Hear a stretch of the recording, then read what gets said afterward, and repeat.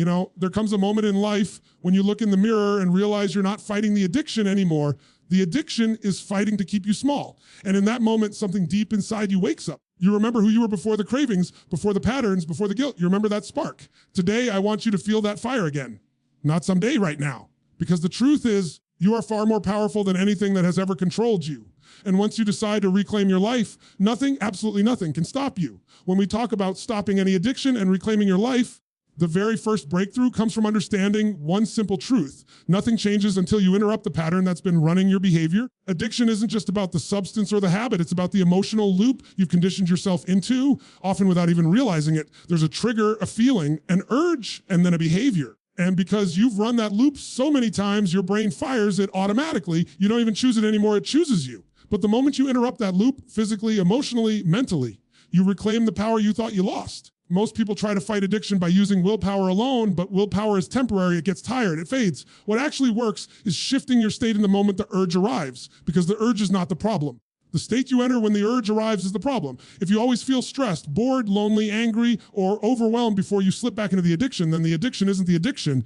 Your emotional state is. And if you learn to change your state, you change your decisions. Think about this. Every ritual you have around your addiction, where you go, what you touch, the time of day, the people involved, has been teaching your brain a predictable sequence. That's why a craving can show up even when you aren't thinking about it consciously. But you can break that sequence. You can interrupt that loop by getting up, moving your body, changing your breathing, changing your focus, changing your environment, even saying something powerfully out loud to shock your nervous system into a new mode.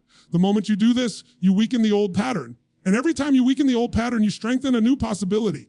Breaking a pattern doesn't require perfection. It requires interruption. The first time you disrupt the urge and choose something different, even if it's uncomfortable, it sends a message to your subconscious that says, I'm not controlled by this anymore. That message grows louder every time you act on it. And the more times you interrupt the pattern, the more cracks appear in the addiction's foundation. Eventually, the pattern collapses because your brain no longer gets the same payoff it used to expect. There's something powerful about disrupting the moment before the addiction takes hold. If you normally reach for your habit after work, change your ride home. If you normally isolate yourself before giving in, call someone before the feeling peaks. If you feel the urge rising in your chest, shift your body immediately. Jump up, walk fast, breathe deep, shock your system out of the trance. Your body is the fastest pathway to changing your emotional direction. When you move differently, you feel differently, and when you feel differently, you make different choices.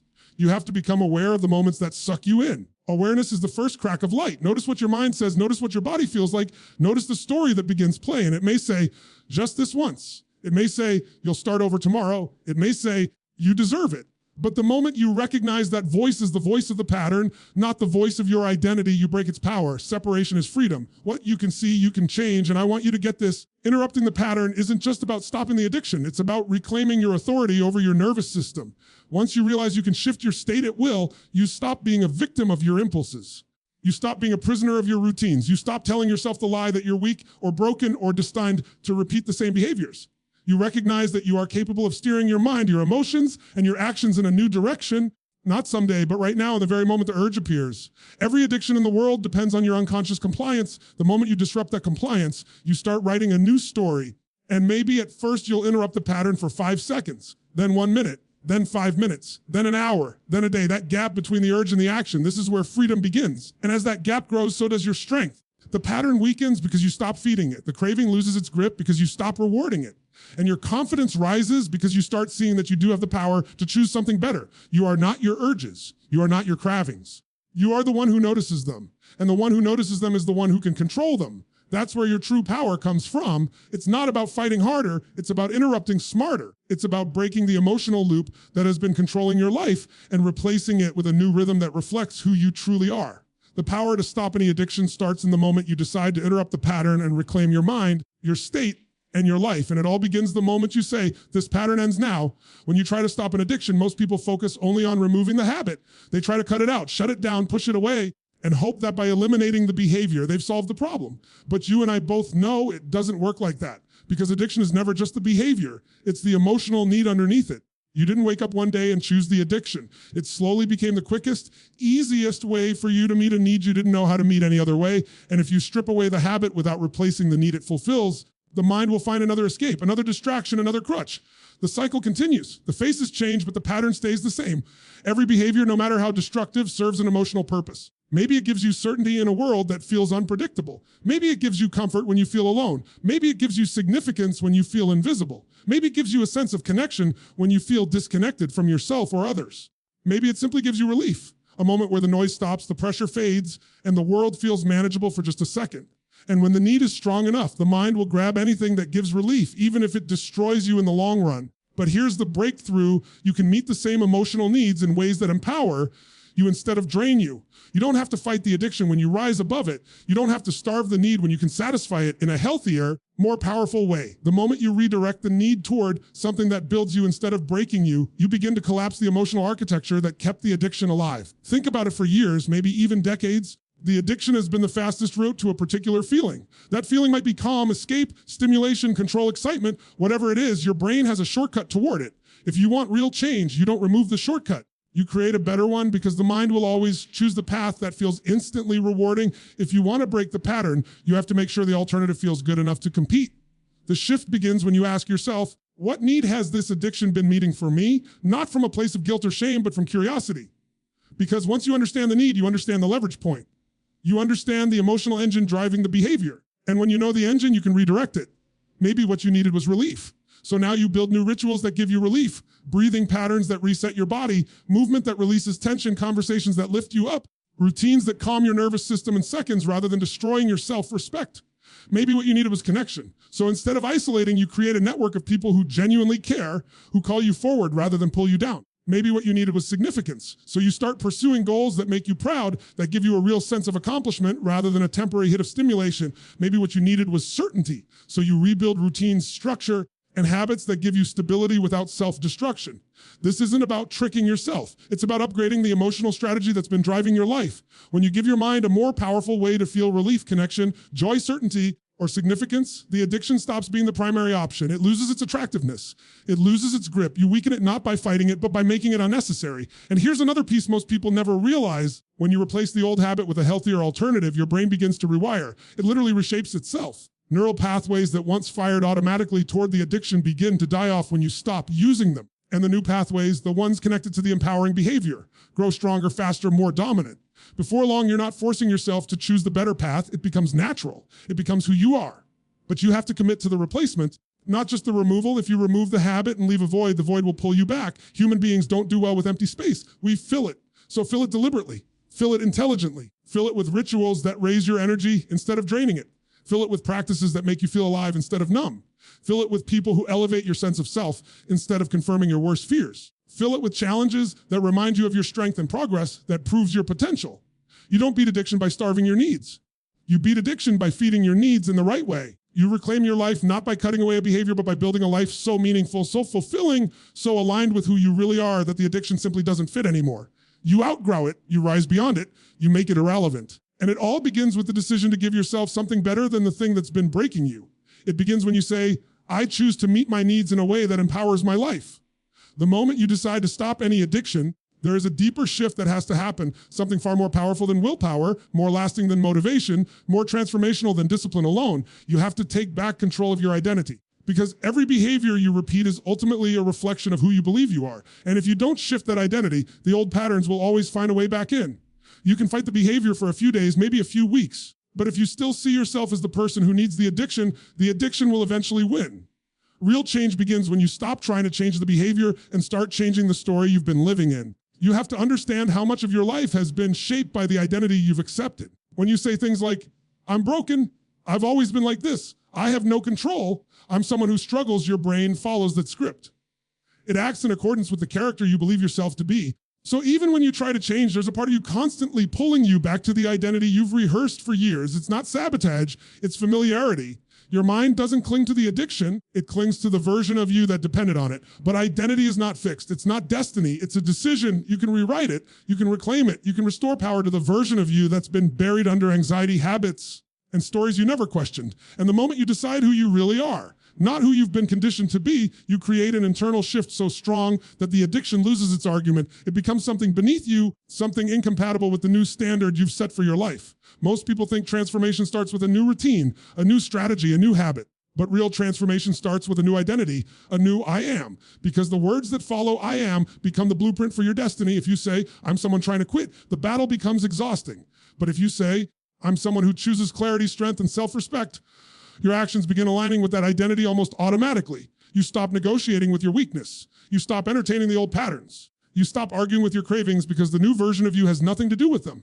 Identity shapes behavior, but behavior also reinforces identity. Every time you choose strength over impulse, discipline over craving, awareness over autopilot, you're casting a vote for the identity you want to embody. Those votes add up, they compound, and eventually your brain stops identifying you with the addiction at all. It starts identifying you with the person who overcame it. It's important to realize that addiction thrives in identity confusion. When you don't know who you are, the addiction tells you. When you feel powerless, it becomes your sense of control. When you feel empty, it becomes your temporary fulfillment. When you feel lost, it becomes your false direction. But when you reclaim your identity, the addiction loses its purpose. It loses the permission you once unconsciously gave it. And this identity shift isn't about pretending. It's about remembering. There was a time before the addiction, a time before the habit, a time when you dreamed bigger, believed deeper, cared more fiercely. That version of you didn't disappear, just got buried under layers of pain, patterns, and survival strategies. But it's still there, it's still alive.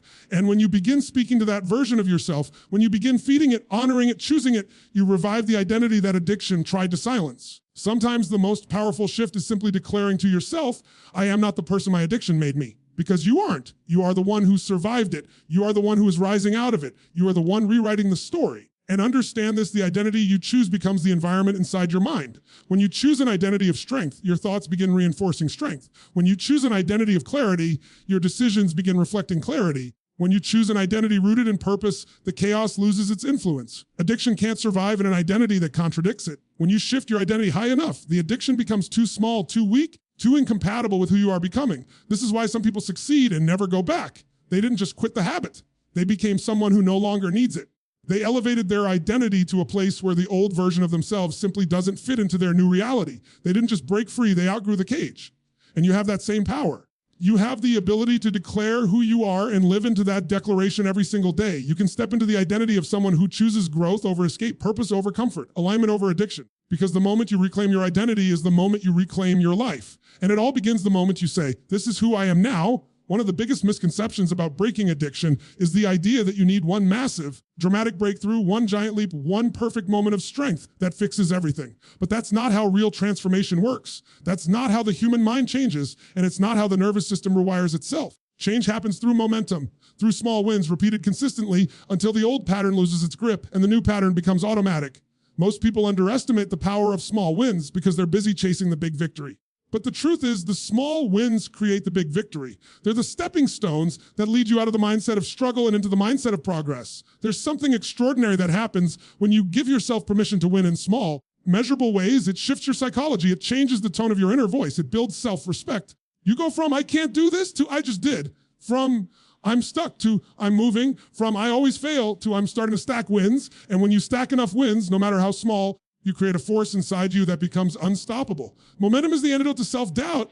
Every tiny victory becomes a loud message to your brain. We're doing this. We're changing. Maybe your first win is just delaying the urge for 5 minutes. Maybe it's taking a walk instead of giving in. Maybe it's drinking water instead of reaching for the habit. Maybe it's a breath. Maybe it's a single moment of awareness. These may seem small, but they are monumental because they represent a shift in control. Every time you interrupt the old pattern and replace it with even a tiny action that supports your healing, you build a new identity. You reinforce the belief that you're capable of choosing differently.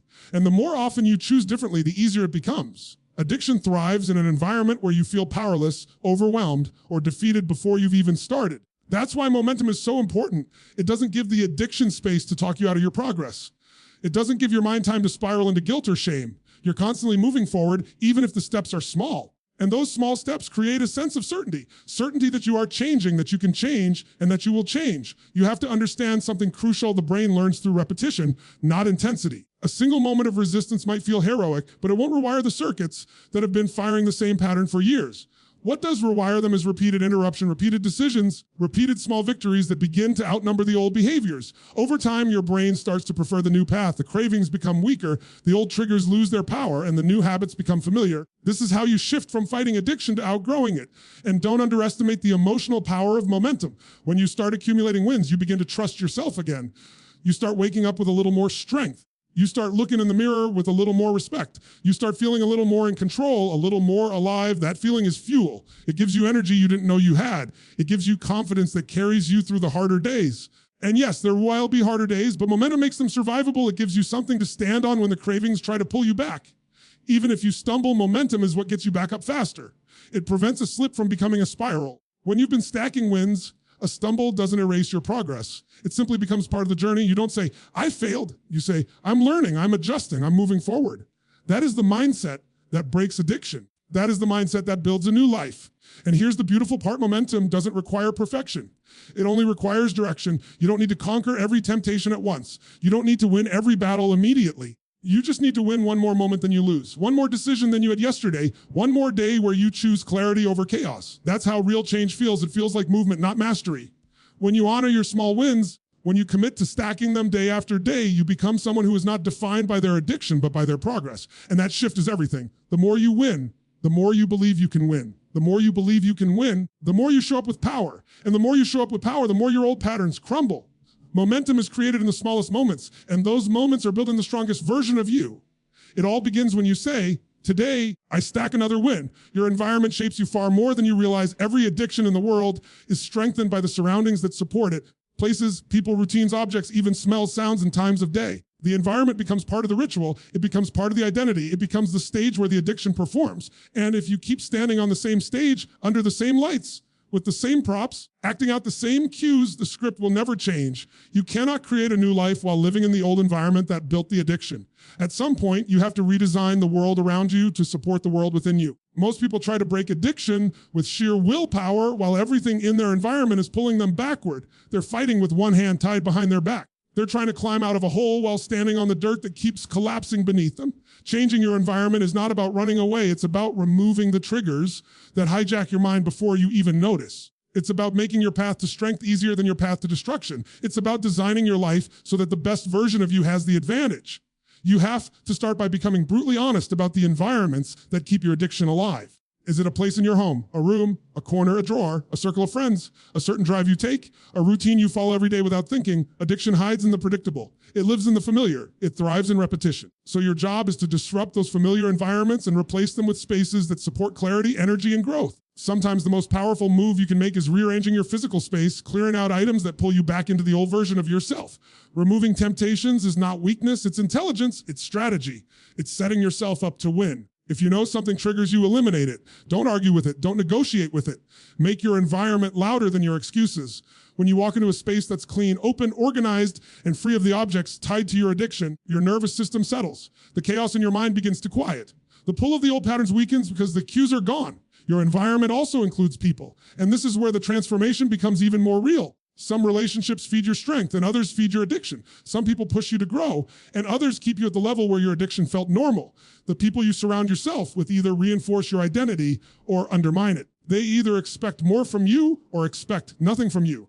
And addictions thrive in environments where expectations are low. You don't need to cut everyone out of your life, but you do need to elevate the standard of people you allow close to you. You need people who remind you of who you're becoming, not who you were. People who encourage your progress instead of enabling your weakness.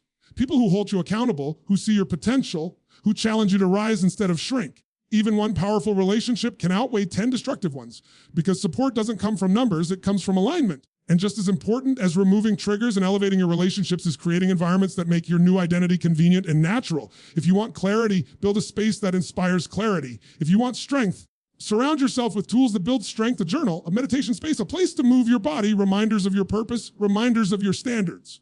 Build a home that feels like a sanctuary, not a battlefield. Build a routine that feels like momentum, not survival. You have to design your environment with the same intention you're using to design your future. Because the environment you wake up and walk in, sit in, and think in is shaping your future every second, even when you're not aware of it. The world around you is always influencing the world inside you. So instead of letting the environment control you, create an environment that carries you toward the version of yourself you're becoming. And here's the truth: when your environment supports your growth, everything becomes easier. Your cravings weaken because the cues are gone. Your discipline strengthens because your surroundings align with your goals. Your identity shifts faster because your environment reflects the person you're deciding to become. When the world around you is designed for your success, relapse becomes less likely and progress becomes more natural. You are not just breaking an addiction, you are rebuilding a life. And a life is built not only through decisions, but through the environment that makes those decisions easier to maintain. When you transform your space, you transform your state. When you change your environment, you change your destiny.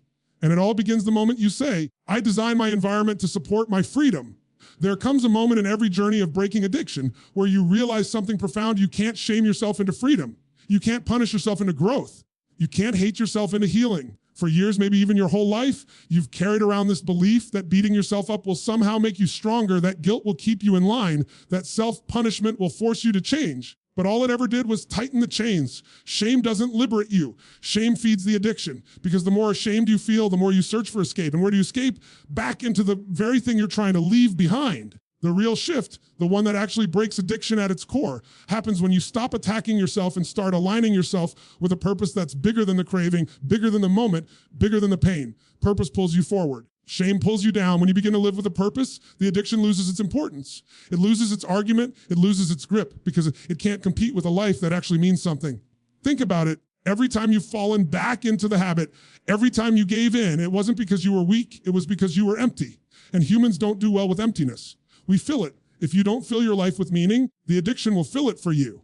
If you don't fill your mind with direction, old patterns will take over. If you don't fill your heart with purpose, cravings will step into the void. So the mission becomes this: fill your life with something so powerful, so compelling, so deeply aligned with who you want to become that the addiction simply doesn't fit anymore. Purpose gives you a reason to get up when you're tired. It gives you a reason to stay strong when you feel vulnerable. It gives you a reason to push through the moments when the craving feels louder than your logic. Purpose becomes the emotional anchor that keeps you grounded in who you're becoming, not who you were. When you're connected to something meaningful, your family, your health, your future, your growth, your impact, you stop making decisions from impulse and start making them from intention. But purpose doesn't just appear out of nowhere. You create it, you choose it, you build it. And often, purpose is born from the very pain you're trying to escape. Sometimes your purpose is simply this: I refuse to live in the darkness anymore. Sometimes it's, I want to be an example of strength for the people I love. Sometimes it's, I want to become the person I know I am capable of being. Purpose doesn't have to be grand. It just has to be honest. It has to be yours. And here's the beautiful part. Once you begin living with purpose, even in small ways, you start feeling something you may not have felt in a long time: pride.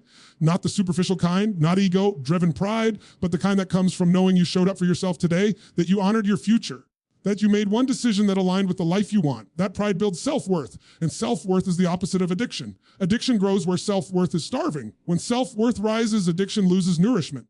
As you step deeper into your purpose, the things that once tempted you start feeling out of place. They don't match your new identity. They don't match your new standards. They don't match the life you're building. You begin to see clearly that the thing you once ran to for relief was actually stealing your strength, stealing your clarity, stealing your future. And when you see that, truly see it, a new power rises inside you, a power that says, I'm done sacrificing my life for a moment of escape. Purpose turns your journey from a fight into a mission. You're no longer battling cravings. You're pursuing a vision. You're no longer resisting temptation. You're rising into a future that inspires you. You're no longer running from pain. You're running toward possibility. And in that shift, you stop being someone trying to quit, and you become someone who is becoming. Someone who is growing, someone who is choosing life over numbness every single day. You break addiction not by fighting harder, but by living fuller. Not by punishing yourself, but by valuing yourself. Not by drowning in shame, but by choosing a direction that fills you with meaning. That choice, made again and again, becomes your strength. It becomes your identity. It becomes the fuel that keeps you moving forward. And it all begins the moment you say, my purpose is stronger than my addiction.